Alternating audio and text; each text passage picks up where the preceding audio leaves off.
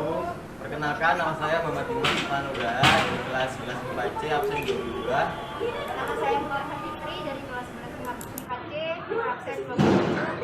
Saya Rizky Chandra Setia, nomor absen 31. Kami di sini dari kelompok 6 11 IPA C akan menjelaskan tentang pemanasan global.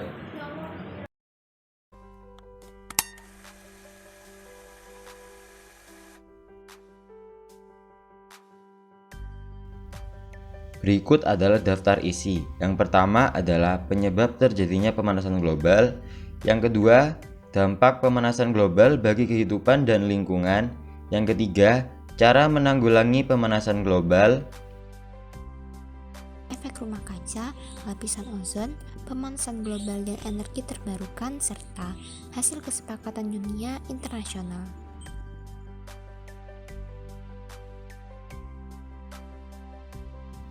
Penyebab pemanasan global diantaranya yang pertama yaitu penggunaan bahan bakar fosil, yang kedua penggunaan pupuk yang berlebihan, yang ketiga penebangan pohon secara sembarangan, dan yang keempat adalah gas rumah kaca.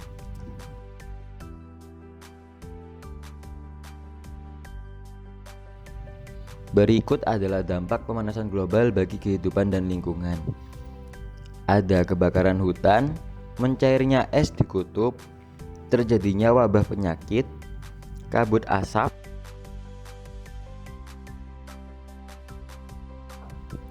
krisis air bersih, naiknya permukaan air laut, meningkatnya suhu bumi, dan rusaknya terumbu karang. Cara menanggulangi pemanasan global dengan cara diantaranya yang pertama, mengurangi penggunaan kendaraan pribadi dan beralih ke kendaraan umum.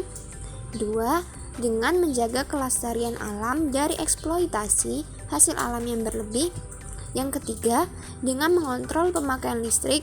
Dan yang keempat, dengan mengendalikan limbah yang dapat mengeluarkan gas berbahaya ke udara. Efek rumah kaca merupakan peristiwa bumi yang memiliki efek seperti rumah kaca, di mana panas matahari terperangkap oleh atmosfer bumi. Akibat menumpuknya jumlah gas rumah kaca antara lain uap air, karbon dioksida, sulfur dioksida, dan metana, yang menyerap dan memantulkan gelombang radiasi. Apabila gas-gas tersebut telah berlebih di atmosfer, maka akan mengakibatkan pemanasan global. Gambar tersebut menunjukkan proses terjadinya efek rumah kaca di bumi yang disebabkan oleh pembakaran jerami, kotoran sapi, sisa ranting, hutan yang gundul, serta penggunaan pupuk kimia yang apabila berlebih maka akan menyebabkan menumpuknya gas-gas tersebut di atmosfer bumi yang mengakibatkan panas dari sinar matahari terperangkap di bumi.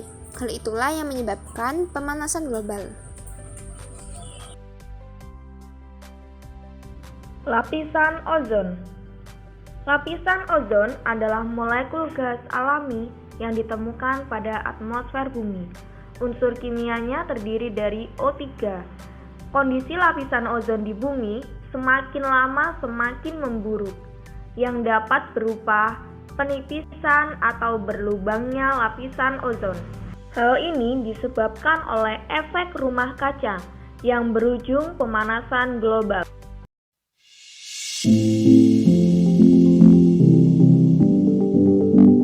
Laporan PBB di Kutub Utara dan Selatan mulai membaik, namun di garis khatulistiwa malah menipis.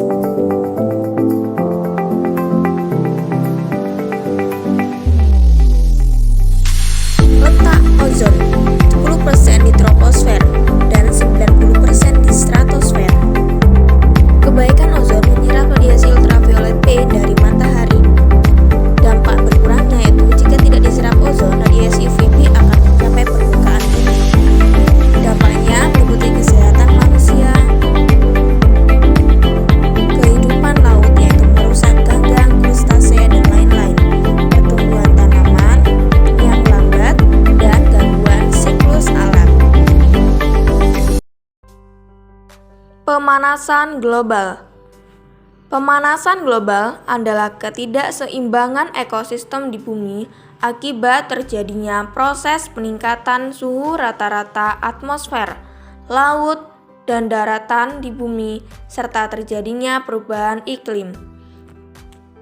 Suhu rata-rata global pada permukaan bumi telah melonjak 0,18 derajat Celcius dalam 100 tahun terakhir. Hal ini karena ulah manusia sendiri, jadi bumi kita sudah semakin memanas. Oleh karena itu, mari kita jaga bumi agar tidak terjadi pemanasan global dengan cara menggunakan energi terbarukan dan menjaga kualitas lingkungan. Proses pemanasan global bermula dari gas rumah kaca yang meliputi gas CFC, perusakan hutan, bahan bakar minyak bumi dan fosil. Kemudian, sebagian sinar matahari akan diserap oleh bumi dan bumi menjadi hangat yang dibantu oleh gas rumah kaca tadi, dan sebagian lagi akan dipantulkan oleh atmosfer keluar angkasa. Ketika gas-gas rumah kaca meningkat di udara, maka akan menyebabkan terjadinya efek rumah kaca. Nah, ini dia akhirnya menjadi pemanasan global. Energi terbarukan. Manusia dapat menggunakan energi terbarukan guna meminimalisir terjadinya pemanasan global, seperti tenaga air, contohnya PLTA Jatiluhur, panas bumi, contohnya PLTG Pemaron, biomasa yang meliputi limbah pertanian, tinja, dan kotoran ternak yang dapat digunakan sebagai bahan bakar.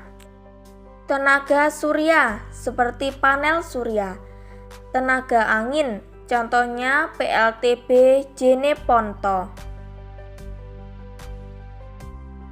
Protokol Montreal adalah sebuah traktat internasional yang dirancang untuk melindungi lapisan ozon dengan meniadakan produksi sejumlah zat yang diyakini bertanggung jawab atas berkurangnya lapisan ozon seperti klorofluorokarbon atau CFC dan hidrofluorokarbon. Traktat ini terbuka untuk ditandatangani pada 16 September 1987 dan berlaku sejak 1 Januari 1989. Protokol Montreal ini merupakan perjanjian antar bangsa yang dibentuk dengan Perserikatan Bangsa-Bangsa atau PBB. IPCC merupakan panel ilmiah para ilmuwan seluruh dunia dan didirikan oleh dua organisasi PBB yang berperan untuk melakukan asesmen terhadap perubahan iklim. Asesmen tersebut meliputi basis sains dari perubahan iklim, dampak negatif dari perubahan iklim, resiko perubahan iklim di masa depan, dan upaya adaptasi dan mitigasi terhadap perubahan iklim. Protokol Kyoto. Protokol Kyoto adalah protokol kepada Konvensi Kerangka Kerja PBB tentang perubahan iklim. Isinya yaitu, Protokol Kyoto adalah sebuah persetujuan sah di mana negara-negara perindustrian akan mengurangi emisi gas rumah kaca mereka secara kolektif sebesar 5,2% dibandingkan dengan tahun 1990. Namun, yang perlu diperhatikan adalah jika dibandingkan dengan perkiraan jumlah emisi pada tahun 2010 tanpa protokol, target ini berarti pengurangan sebesar 29%. Tujuannya adalah untuk mengurangi rata-rata emisi dari gas rumah kaca, karbon dioksida, metana, nitrous oxide, belerang heksafluorida, HFC, dan PFC. Yang dihitung sebagai rata-rata selama masa 5 tahun Antara 2008-12, target nasional berkisar dari pengurangan 8% untuk Uni Eropa, 7% untuk Amerika Serikat, 6% untuk Jepang, dan 0% untuk Rusia, dan penambahan yang diizinkan sebesar 8% untuk Australia dan 10% untuk Islandia. APP-CDC